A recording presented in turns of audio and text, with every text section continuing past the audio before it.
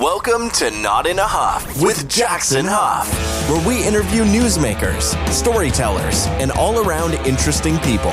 Sit back, relax, unless you're driving, and enjoy the show. Here's Jackson.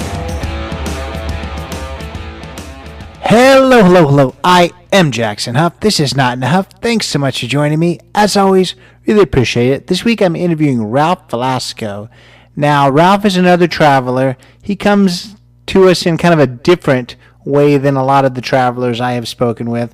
And it's that he owns not one, but two tour companies. So, they both kind of have similarities, of course. But one is a little bit more focused on the photography side of things. Now, that doesn't mean you have to be a complete, photography whiz, but he kind of takes people in areas that I guess are picture perfect, so to speak. His other one is a little more focused in the European area and a little less photography.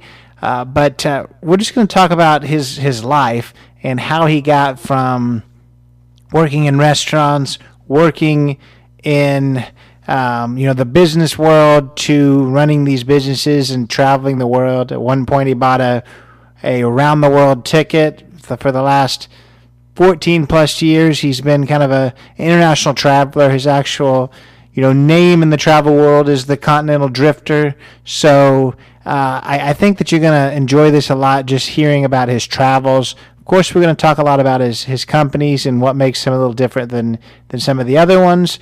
We're going to talk about some of the best trips he's been on, some of the ones that are not as great, what it takes to be able to organize 10 to 15 people to all be on the same page while they're traveling the world. It was a fascinating conversation. I actually talked to him while he was preparing for a group to join him in Cambodia. So I talked to him as he sat in a hotel room in Cambodia. That was a month or two ago, so I hope that trip went off without a hitch and everyone had a great time. I definitely had a great time speaking with him. It was, just fascinating just to hear kind of his life, his travels, and I guess just kind of the experiences that a lot of people have been able to have with his tours. Even if you're not a big traveler, I think you're going to enjoy this one just to hear about an interesting life well lived. If you're into photography, he'll talk a little bit about that too, but I think his tours are all about kind of enjoying yourself while you're taking pictures rather than, having everything perfect. And he'll mention a lot about that too, but here is Ralph Velasco. I'm here today with Ralph Velasco. Mr. Velasco, how are you? I'm real good, thanks. Please call me Ralph. All right, Ralph. Well, if you would just introduce yourself. Yeah, so I'm the founder and CEO or Chief Experience Officer at Photo Enrichment Adventures and A La Campagna Experiences, two different travel brands that I have. And I also have a YouTube channel called the Continental Drifter. And I organize and lead tours around the world and help people with their photography and learning about the culture, food, and people of many, many different locations around the world. I've been doing this for 14 years, and I've put together over 120 international multi-week tours to 6 continents. So I've been doing that for quite a while. Yeah. And we're going to unpack all of that in a bit. I know, though, that you're coming to us from Cambodia, I believe a hotel room. How's that trip going so far? What's got you in Cambodia? Yeah, so Cambodia is one of my all-time favorite locations, and I've been doing trips here for about 10 years. And so I'm often asked what my favorite trip or place is that I've ever been, and my standard answer is that Cambodia is in the top 3, and the other 2 rotate. So this is a great place to be back in, and I just love it. And I'm here in advance of a group coming in about 3-4 days, and so often get to a place early so that I can scout it, get over jet lag, confirm all our details of the trip and everything, and make sure that we're all good to go. And that's what I'm doing right now. Yeah. And I wonder too, I don't know how long you've been going to Cambodia, and if you, because I mean, I've talked to a ton of travelers, and Cambodia is one place a lot of people have always mentioned that it's great, but a lot of people say that it's gotten not as great because everyone knows about Angkor Wat now, and it's all kind of saturated. Are you having any of that issue, or are people just being negative Nancy's? No, I mean, I've been coming here for 10 years and I have seen changes, some of them good, some of them not so good, at least from my perspective. Uh, the uh, the major tourist sites like Angkor Wat are, of course, one of the main reasons people come here. And so you know that it's going to be crowded almost all the time, and you just kind of set yourself up for that. But I always say that it's very easy to get off the beaten path if you maybe get out early, just go one or two streets off that main drag in whatever city you're in. You can almost guarantee that you're going to find just regular neighborhoods and people and the real life in those places. Because in almost every city, there's a main drag, a main tourist track, and you kind of have to see that, because that they are like that for a reason. But don't be afraid to get out a little bit earlier so that you beat the tourist crowds, maybe the heat of the day, but also get into the back roads and the more real life. At least that's what I like doing. But Cambodia is it's not overrun, but the word is out. But it doesn't have quite the cachet that Thailand or Vietnam have, that are neighbors, and that's one of the reasons that I love it, because I think that Cambodia is maybe Vietnam 20 years ago, and so that's what I really do like about it. You travel in the same way that I do, that you like to see, kind of immerse yourself a little bit more in the culture rather than just one tourist attraction to another. So I like that. And I want to kind of go all the way back before, you set off on this adventure and all these things 14 years ago. I know you had quite the career before then. Talk a little bit about, I guess, life before this, these endeavors. Yeah, well, I grew up in the restaurant business. I was a third generation restaurateur. I've owned a couple restaurants myself. I went to Indiana University, and right when I graduated, instead of getting your typical corporate job with P&G or someone else, or a consulting firm, I bought a small restaurant in my hometown, and so I ran that for a couple of years.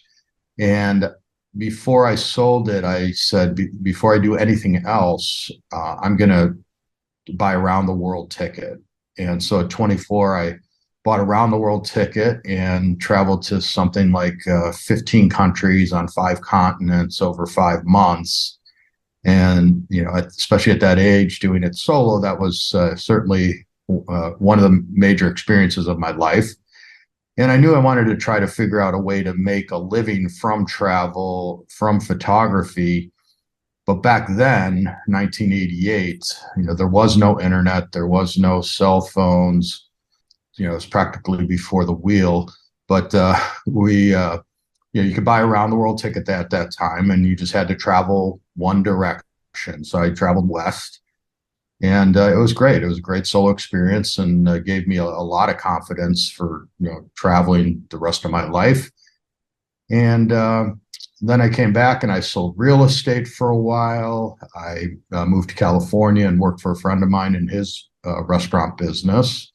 I eventually moved to Mexico City, where I got my MBA, because I felt like the grass is always greener. So I kind of wanted to catch up with my cohorts who had been doing those sort of regular jobs over the past 8 or 9 years at this point. And I was like, well, if I get an MBA, maybe I can, kind of catch up a little bit.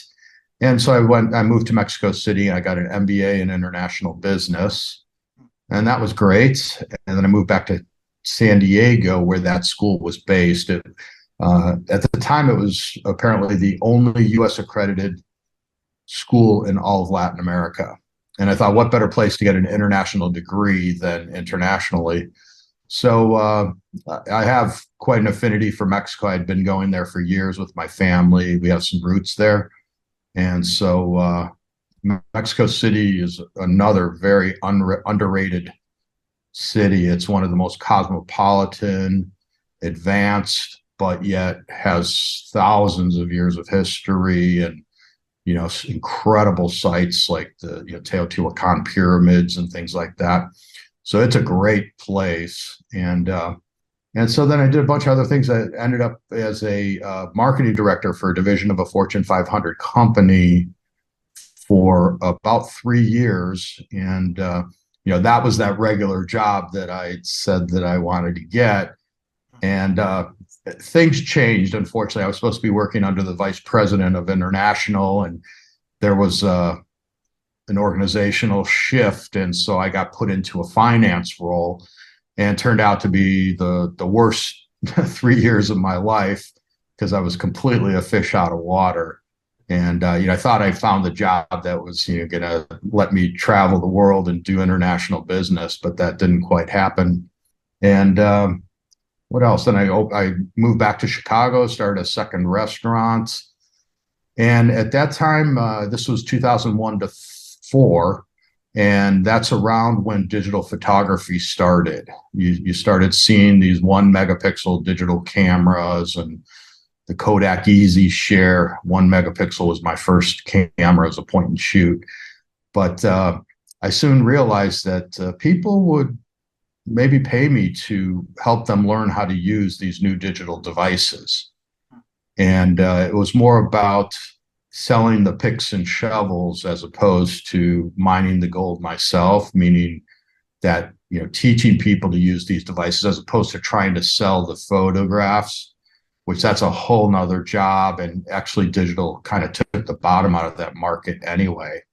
And so little by little, I, started planning some just little 2-hour photo walks in Chicago where I was living at the time. And I came to the conclusion that the season would be fairly short because of Chicago's notorious weather, which is somewhat overrated. But I ended up moving back to California. A friend of mine out there had a financial services business. And so why don't you come out here, get your licenses, and work with me? And he wasn't just a stock jockey. He was selling some interesting products that I could sink my teeth into. And so I did that, and I said, you know what, I can, at the same time, at night and on weekends, I can maybe create some walking tours in the area and teach at the local City of Newport Beach adult education program. I ended up teaching at Saddleback College, University of California Irvine Extension program, and a bunch of different places where I didn't need a teaching degree because it was sort of adult education courses.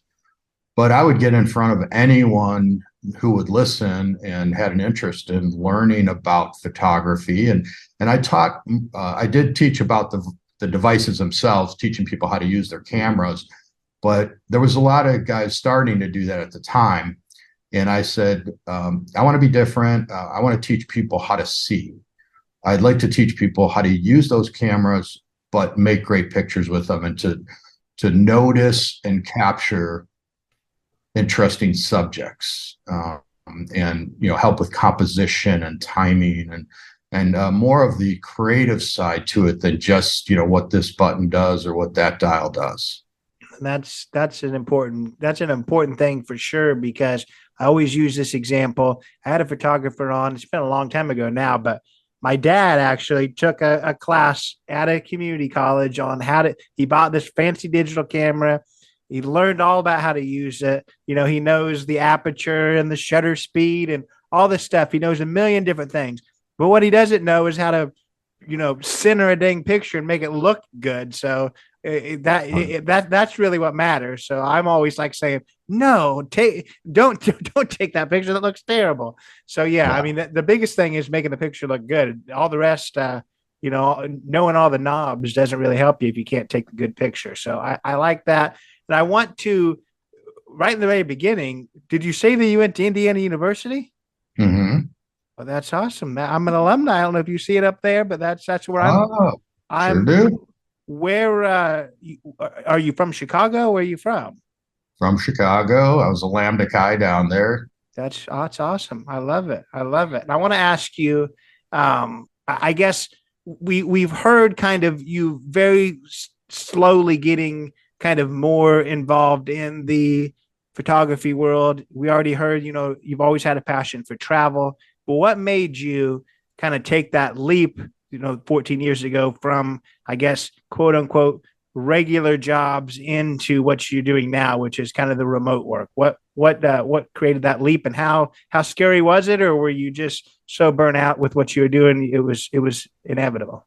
Yeah, I was so burned out, it was inevitable. And I could tell you the exact day that I went full time as a photographer and tour organizer. And it was the day after the 2008 financial crisis, because I was a financial advisor, just still green, maybe 2.5, 3 years into it.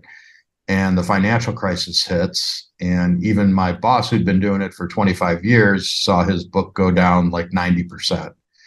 And I was, kind of struggling. I didn't enjoy what I was doing, and had been creating these classes and 2 hour, 4 hour full day, then weekend trips in and around Southern California. Then I started bringing groups back to Chicago so I could get a free ride home, and didn't realize how many people in California hadn't been to Chicago. And I think it's one of the great cities in the world. And so, it grew very slowly, but it was the day after the financial crisis that I could either, continue to flounder and, probably make zero money for a year or two, as a lot of people did, even the experienced people, or I could just burn all the bridges and say, this is what I'm doing, and I'm going to make this work. And I think that was the best thing I ever did, because when you do burn bridges like that and you say there's no going back, there's no excuses, you just make it happen. It's funny how that works. And so my first international tour was to the Central European Christmas markets, and that was really fun. And then I started doing trips all over the world, Spain and Cuba, and a lot of different places. And so now I've had over like 30 different itineraries to 6 continents, and so it's grown quite a bit. Yeah, yeah, and I like what you said about kind of burning those bridges, so to speak. Obviously, you don't want to do that unless you're really sure this is what you want. But if it is, and you want to be successful, I've heard that in the past, that you can't keep a super strong tie to your previous job or your previous life, because if you have that crutch, you're not going to really dive all that deeply into what you're doing. So that makes a lot of sense for sure. I want you to tell us, you're talking about, all of these different itineraries and the trips. Tell us a little bit about those 2 companies, and then exactly what you mean by, trips and itineraries, and how people join you and all that kind of stuff. Kind of lay out this business. Sure. So I started out as Photo Enrichment Adventures, and I'll go back a little bit further. I actually started out as RalphVelasco.com. So, the company was me. And I soon realized that if I ever wanted to sell it or, do something else with it, it shouldn't be about me. Who's going to want to buy a business that's RalphVelasco.com? So I quickly changed the name to Photo Enrichment Adventures.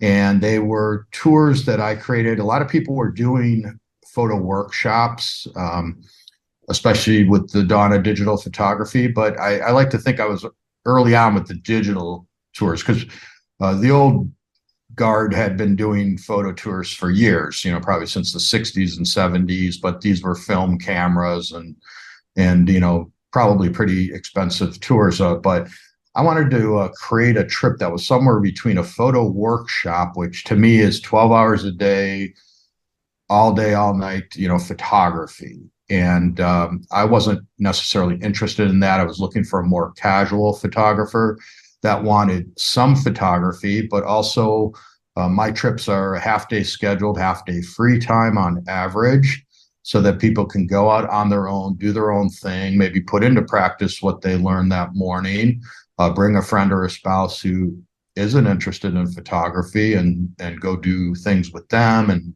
follow their interests. And it brought in a very different type of traveler. And that I also learned early on, setting expectations in almost anything is super important. And the expectation was that you could look forward to a half-day scheduled, half-day free time. So if someone wanted to be handheld 12 hours a day for 14 days straight, they pretty much filtered themselves out and, didn't come on my trip. I was looking for a traveler who was confident enough to go out on their own and do their own thing, and like that idea of having a structured trip, but then having some flexibility to do other things. And so, and that could be just sitting by the pool or sitting in a cafe or having a beer somewhere. Which, the more I travel, the more that appeals to me. Instead of rushing around trying to see all the different sites and feeling like you got to do everything, I do have the luxury of going back to these places over and over again. So I can kind of I can look forward to, well, if I didn't do it this time, I'll do it next time. And I think that's a good way to look at it and think that, well, if I don't do it this time, I can always come back. Otherwise, I feel like, you're out there just going from site to site, seeing the whole place through the viewfinder of a camera, and you didn't really travel. Yeah, you could say you've been there, you've got the photographs, but did you create any real memories? And as I get older, that to me is more important than having photographs. Meeting people, trying the food, taking a cooking class, getting a haircut, getting a manicure, pedicure, whatever, do those sort of regular things that you might do at home, but do them in Phnom Penh, Cambodia, or, Dubrovnik, Croatia, wherever you are. So to me, that's fun. That's really awesome. So we know about photo enrichment. What's the other company? I'm going to butcher the name. It's your mother's maiden name. What is it? Oh man, what is it? A la Campagna Experiences. Yeah. And I decided to create these trips. Now, my photo enrichment adventures, again, it's been a little hard to kind of live down, but sometimes people think that you have to be a serious photographer. You have to have an expensive camera. You're going to be out 12 hours a day shooting, and that's not the case at all. So I get people on those trips that one, maybe a couple, the spouse has an interest in photography, the other doesn't. But when the non-interested person comes with us, who doesn't want to be in beautiful places, in beautiful lights, with lesser crowds, and learning to see? You don't have to, pick up a camera and point it at a beautiful scene to appreciate it. So that was the idea there. So those are very casual. So of course, we all are photographers to some extent today. We've all got those digital devices. I'm shooting more and more with my smartphone than anything, partially because I've got a YouTube channel and I'm doing a lot of video. But I created the A la Campagna Experiences, and as you mentioned, it's my mother's maiden name is Campagna, and A la Campagna means to the countryside. And the idea for these trips was to stay in one, maybe two locations over the course of a week or 10 days, really do a deep dive into them, and not necessarily see a whole country or region of the world over 14 days, moving around every 2, 3, 4 nights. So this was, the idea was to kind of stay in one place and then do hub and spoke. So we pack and unpack once, and then we just do little short day trips, 30, 60-minute drives to the local village or the olive mill, or wine tasting. And it's a lot about the food and gastronomic adventures. So these are more around the Mediterranean. And so I've got a northern Portugal tour that's Porto and the Douro Valley. I've got a Dordogne, France trip that we stay in a 11th century castle that's absolutely incredible. I wanted to, when we travel, we can't wait to leave the hotel. But what if the hotel's a destination and you may not want to leave?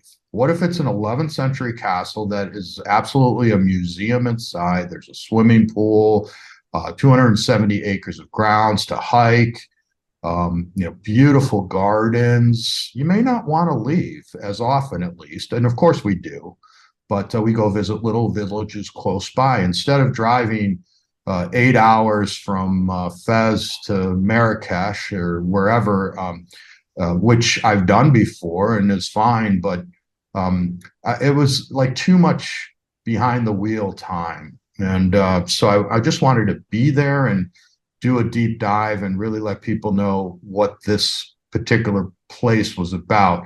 I've also got a northern Spain's Basque Country and La Rioja. It's 4 nights in San Sebastian, 4 in LaGuardia, Spain.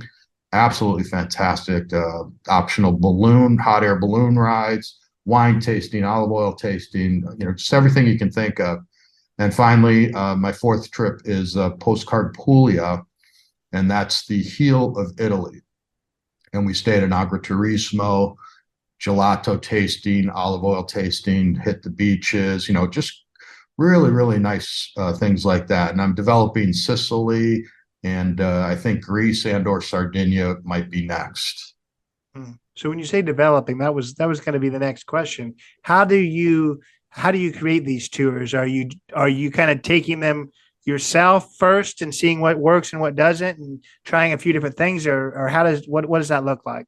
Yeah, so I always scout every trip in advance. I work with a local tour operator in the destination who helps me, has the local knowledge, helps me put together a scouting trip where it's just me and either the tour operator themselves or their guides. And I go and I kind of do 2 to 3 times the amount of things that we actually do on the trip itself after I put it together. So I see a lot of stuff. Those trips can be real go, go, go, because they want to show me everything, because they're proud of their country.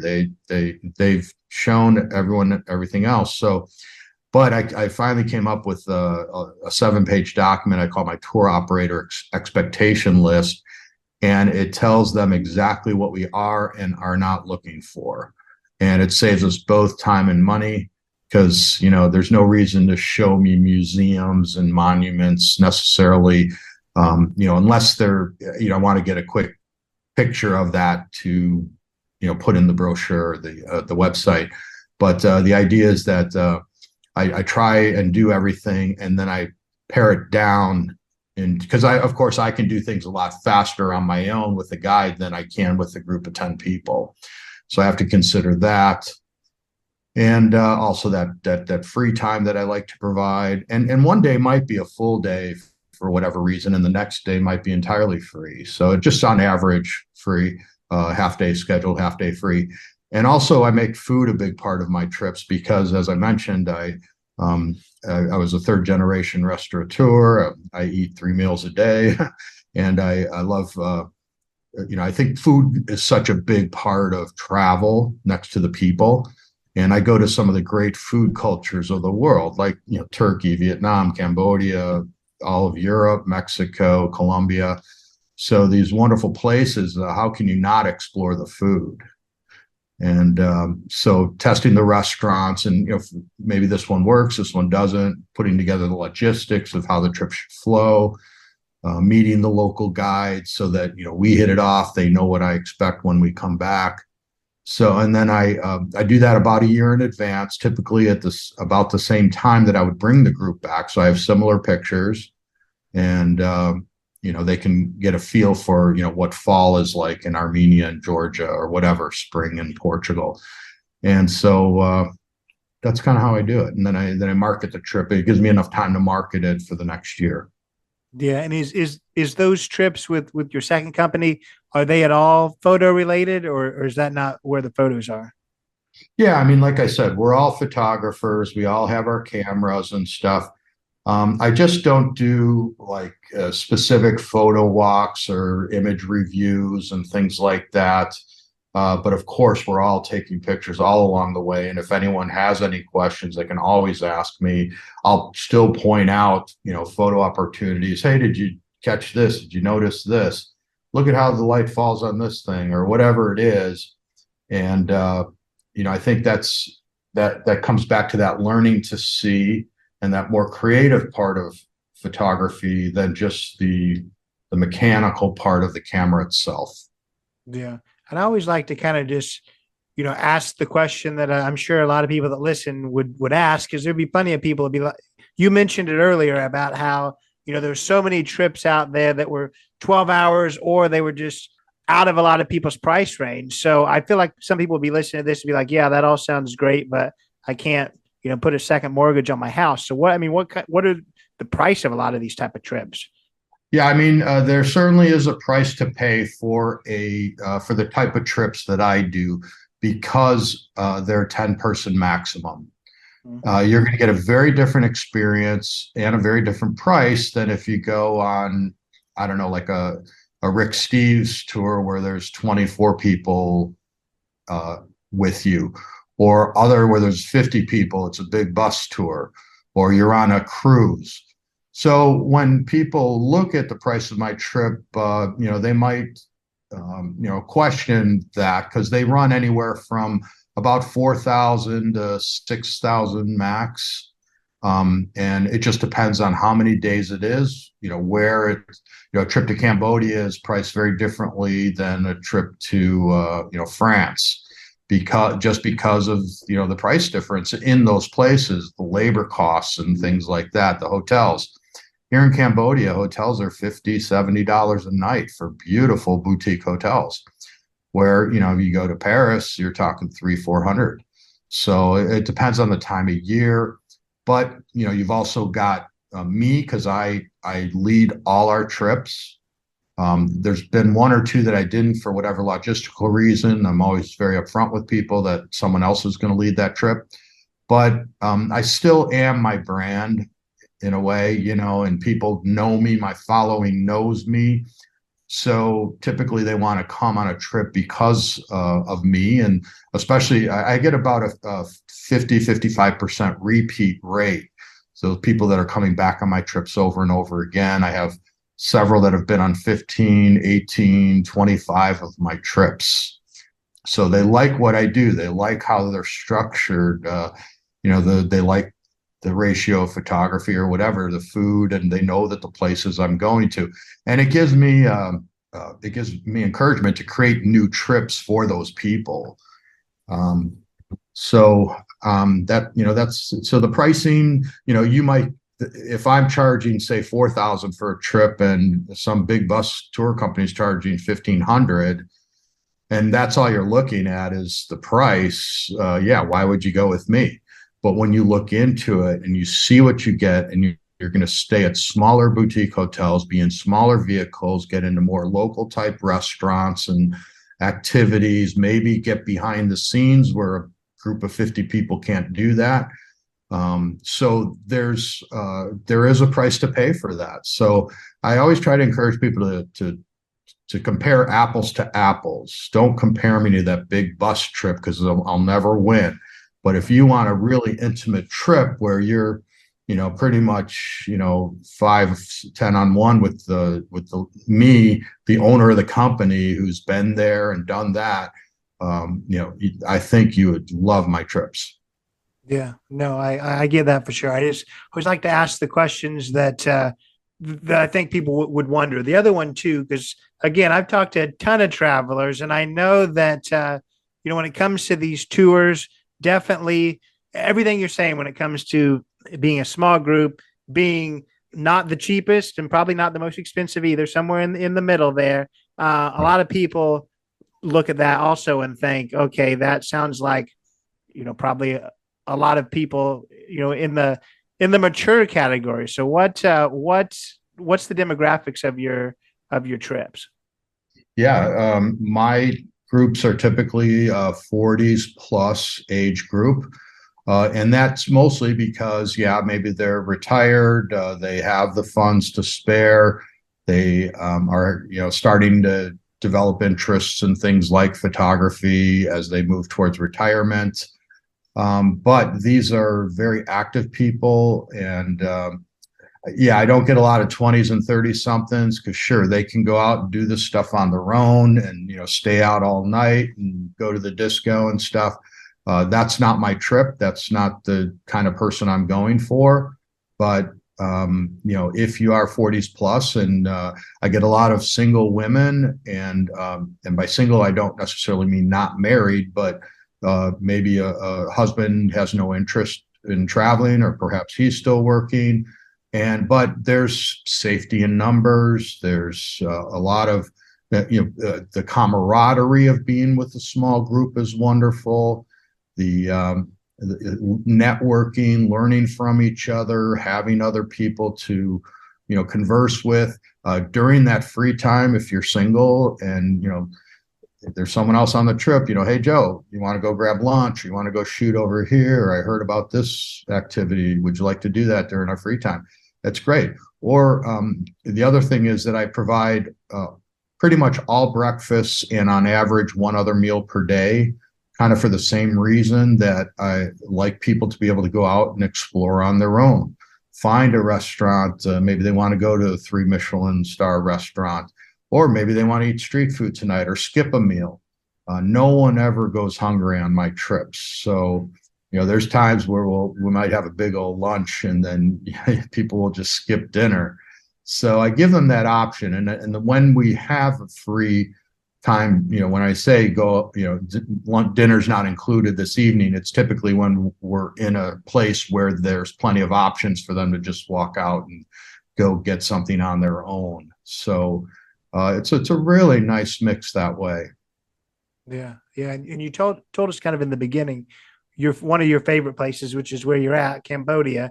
Any places that you've been, maybe that you were scouting out for a tour, or just in your personal life you traveled to that wasn't your favorite? I don't want to say you didn't like it, but it just wasn't your type of place. There's so many places. There's so many good things about every place, and I guess one that might stand out is Bulgaria. And I'm not saying anything bad about Bulgaria. It's a beautiful country, lots to see and do, great food. But the tour operator I was working with ended up not working well with, and gave me pricing that was like just a little bit less than what I want to charge my clients.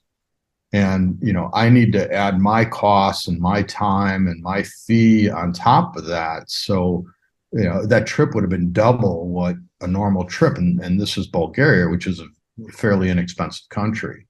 So it wasn't anything against Bulgaria. It was, this tour operator that just, I think, was getting greedy. And I said, I can't do it. So that's one example. And I could certainly probably find another tour operator to work with there.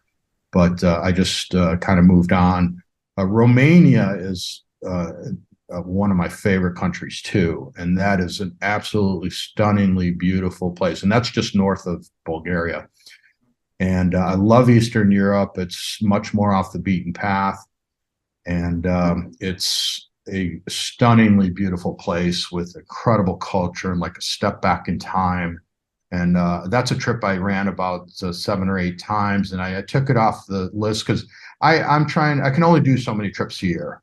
And so I try to rotate them for my own interest and for my old clients that are looking for new places. I've been to Romania. I've been on these other trips. What else you got for me? So, yeah, that's what I do. Yeah, I love it. That's really cool. Tell us about your YouTube channel. Yeah, so I started a YouTube channel. So COVID, of course, hit us, back in March of 2020, and I'd been wanting to start a YouTube channel for years, and I'd been taking some video, not too seriously, but I always knew that at some point I was probably going to have a use for it. And so with the YouTube channel, with COVID, I had the time to spend to put together this channel, which is a lot of work. I'm getting right around 1,000 subscribers, getting that magic number of 1,000 subscribers. So please just head on over to youtube.com/Continental Drifter, subscribe to my channel. Let's get over 1,000. But it's something that I just want to share these places that I've been, these cool things that I've done. And they're usually just either they might be sort of, it could be a whole trip that I've done and then just little snippets of each of the highlights, or it could be focused only on that highlight, like zip lining in Copper Canyon, Mexico, or riding the bamboo train in Cambodia, doing a gastronomic society visit in Spain, which is something that I always wanted to do, was visit a gastronomic society. These are these private, used to be men's clubs. It was a way for them to get away from their wives, and their wives were probably happy to get them out of the house. And the men are some of the best cooks there are, and they would have these private clubs where they would just go and cook incredible meals and have some drinks. And I'd seen it on a few shows, and I said, man, I would love to do that. So figured out how to go to a place in Logroño, Spain. I went to 2 different ones there, and it's an absolutely incredible experience. And you're probably not going to be able to do that outside of someone who does trips like me that has those contacts, because you can't just walk up to the door and say, I'd like to eat here tonight. So it's really, really a neat experience. And those are the kinds of things I love to introduce my clients to. I love being in those places on my own when I'm scouting, but man, do I love to bring the group back and see it through their eyes and how they loved it, and on and on. No, I can't imagine just kind of the rewarding side of that. I mean, in my life, I do a fair amount of solo travel. And then I like to now I take my wife some of the places that I've been years ago, and just showing somebody something that you really enjoyed is just really awesome. So being able to do that as much as you do, it has to be really, really rewarding. Yeah, it really is. I love it. That's the best part of my job, is to be able to bring those people back and see it through their eyes. Yeah. I'm sure. Yeah. And doing this podcast, obviously tons of people send me their YouTube channel, or they send me their book, or we've got a million different things. So I just have to say, with yours, I don't know, are you the one that does all the editing? Because your videos are very, very, they're amazing. They're very well edited. They're crisp. I really enjoy your videos. I've got to say that. I like them a lot. Great. Thank you. And no, I don't. I've got it. Yeah. I knew that I have editing skills, but I knew that if I was going to make this channel happen, and once I started traveling again, like I am now, and I traveled at least 5 or 6 months a year during COVID. I was on the road internationally. I spent 2 months in Turkey, a month in Berlin, 3-4 weeks in Costa Rica, and all over Europe during COVID. But I knew that once I started traveling again, like I normally do, which is about 8 or 9 months out of the year, that I wanted to be able to just make the videos and then work with an editor to put them together, because I couldn't, I won't have the time to do that when it comes to it. And I wanted it to look much more professional. So I found a great young guy. He's from Venezuela, but he lives in Spain. And he is fantastic, and we hit it off, and does a really nice job. And so I'm glad that you noticed that. Thank you. Absolutely, for sure. Just tell us, what the future holds for you. You're obviously the immediate future. You've got a group of people about ready to join you in Cambodia, but what does the future hold for you when it comes to this business and everything else in your travels? Yeah. So what I'd like to do now, because I have 3 different websites. So I have a continentaldrifter.co website for that channel, photo tips, travel tips, things like that. My goal is to take the photo enrichment adventures and the a la campagnas experiences and put them under the Continental Drifter umbrella, so that it's really one very robust website where people can find everything, because I know it's confusing to have 3 different websites and which is which. So I'm trying to work through that and eventually have continentaldrifter.co be, sort of the hub for everything. I trademarked the name. I registered it, so I own Continental Drifter, and I even have plans for a TV show that I've been working on for like 16 years, believe it or not. And I've shot a couple pilots for, but then COVID hit when we did the last one right then. And so kind of back to square one, and we're working on a new sizzle reel for that, but I don't want to say too much about that. But I'm looking to sort of phase out the photo enrichment type trips, which tend to be longer and more moving around, like I said, and move towards the a la Campania experience type trips where it's 1, maybe 2 locations, doing a deep dive in a place, less packing and unpacking and driving, and have those be mostly around the Mediterranean. So that's why I'm looking at Sicily, Sardinia, Greece, some other locations in that area, because I want to move to Europe and base myself there, and then have these trips be, a 2-hour flight away for me. And also focus on the TV show and perhaps writing some more books. And I really enjoy speaking. So one of the things I do to get in front of people is I do a lot of speaking engagements, especially at travel shows. And so I've spoken all over the world, Jerusalem, Spain, I forget, Ireland, and Cairo, Egypt. So I've spoken, but also across the United States. You may have heard of the travel and adventure shows, and those are 8 or 10 shows that they have around the country. And I've been speaking there for about 12 years. And so that's how I get in front of people, build my mailing list, show people my photography skills, but in the form of teaching them how to get better shots of their travels. And it might be showing mistakes that I made. This is how not to do this shot, or, this is how I corrected that shot. So, and they're very basic skills, again, that anyone can use with any kind of camera. So it's not like you have to have a high-end camera at all. Again, these are like composition type tips and things, and I don't do too much about aperture, shutter speed, those kinds of things. If I could give one tip, it's get your camera in a point and shoot mode. And what I mean by that is not necessarily all auto, but it's taking some test shots, getting the settings right for whatever conditions you're in. And if the conditions don't change, now all you have to do is point and shoot. You don't have to think about, is my exposure right? What's the histogram saying? Shutter speed, this and that. So get it into a point and shoot. And there's no shame in putting it in all auto or program mode, where the camera does a lot more work for you. Let the camera do the work. Why not? Because when on the places that I tend to go, as a landscape photographer, they can sit there for an hour or two and the light changes, but the scene's probably not going to change.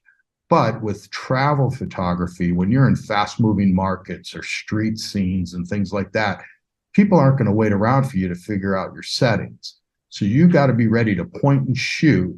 So take some test shots, get your settings right, and now you got to recognize that photo op or anticipate it, because sometimes, you see, an interesting character walking down the street, you saw a cool background. Now step back and wait until that person walks like a spider, like a fly into a spider's web, your web, in front of that really cool, graphic of Che Guevara or something. So anticipation is a big part. Anticipation and timing, big part of photography. Yeah, I love that. Thanks for that advice. I want to ask you probably the easiest question, the most obvious question that I'm going to ask you, and that is, could you imagine going back to 9 to 5 at this point? I don't think so. Like I said earlier, the grass is always greener. So, there's when I'm on these trips and it happens to be a 10 or 14-day trip, I am on for 14 days. So there's something to be said about a 9 to 5 job. You go, you come home, you're done. Maybe it's not your company that you're thinking about 24/7. So they're not all bad. And, it's always like, you're never satisfied. So, but I do have the greatest job in the world. And, but it's work. It's work. It is a job. So people think that I'm on vacation all year long because they see these beautiful pictures and things that I do, videos and stuff. But it's a lot of work. And you imagine when you go to plan a trip for you or you and your wife or your family, and all those moving parts of hotels and transfers and airplanes and this and that. Imagine doing that for 10 or 12 people and having that responsibility and having, all the paperwork that needs to be done and arranging flights and transfers and stuff. So that there's a lot to it. And I think some people don't appreciate what's involved. And but I'm certainly not complaining. It's a pretty great place to be. And I always say if I die tomorrow, I've done more than 99% of people will ever do. And who cares how much money's in your bank account at that point? Absolutely. Yeah. I don't envy the planning part at all. I'm in like a super hands-on planner, and I mostly plan trips either for me and my wife or just myself or me and my dad. And I can't imagine you having to plan for all these people and the variable nature of that and make sure they're going to do what needs to happen. Because obviously with my wife or my dad, I can whip them into shape if we're not doing what we're supposed to be doing. With all these 10 people and you've got to make sure they're doing the right thing, I would have no hair. Well, it's all about having, over the years, you get asked a lot of the same questions. So you have that frequently asked question list, or I put together sort of travel guides that are country specific. I wrote an ebook about Cambodia. So it just talks about the money and the, safety and healthcare and all the different things. And I get that to people, and it's really, it jumpstarts them 80% of the way to just showing up in a place with zero knowledge and having to figure it out. To me, that's why you're paying me the quote big bucks, is that, I'm trying to make this as easy as possible on my travelers so that you don't have to spend hours and hours and hours planning or coming to these places and making the mistakes I've already made. Why not learn from my mistakes? It's going to save you time and money in the end. And, a lot of people don't think about that value and why going on a small group tour is a great thing, and it's not perfect. Nothing is, but it's a wonderful way to travel. And I even have one of my videos is about, the advantages, the pros and cons of taking small group tours. Gotcha. Yeah. Well, it's been a pleasure speaking with you. I want you to just one final time kind of shout out where people are going to find you. Sure. So continentaldrifter.co, not .com. That's where you can find my Continental Drifter, links to all my YouTube videos, the podcast interviews I've been on. I'll put this up there too.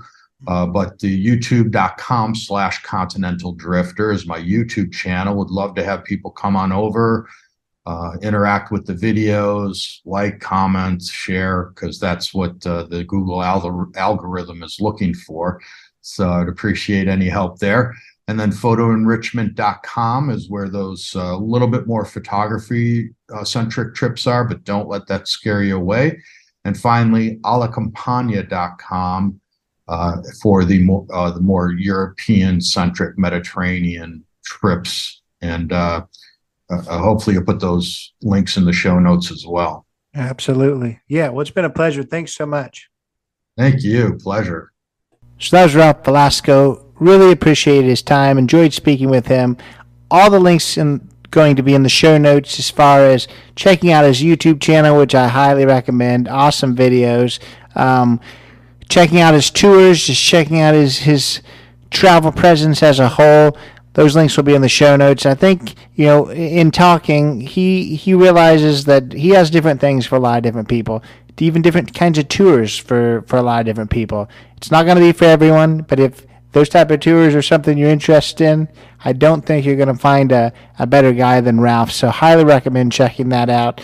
But if nothing else, check out those YouTube videos and kind of live vicariously through his videos. That's what I like to do. I like to check out these travel videos, definitely if I'm preparing for a trip and get excited about a destination, and you certainly can do that with Ralph's videos. So links in the show notes with that. If this is your first time listening to us, appreciate you being here. If you've listened before, thanks for coming back. If you haven't already, leave that 5-star review on Spotify and on Apple. Leave a written review on Apple. Even more amazing.